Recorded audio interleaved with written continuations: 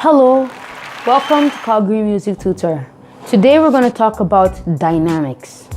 What is dynamic? Dynamics means expression of loudness or softness. What are the different expressions that can be used to show how loud or soft the piece of music should be? First of all is piano. Piano is a Latin word meaning soft. Second of all is pianissimo, meaning very soft.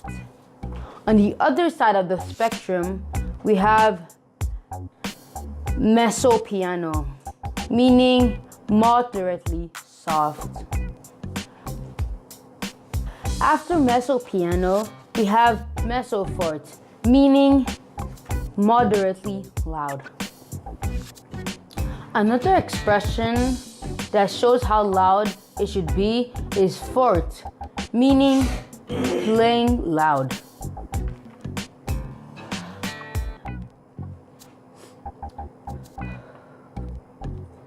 A degree of loudness is called fortissimo, meaning very loud.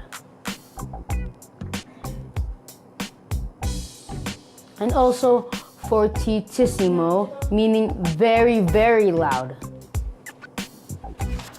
We also have crescendo, meaning gradually getting louder. We also have diminuendo, meaning gradually getting softer.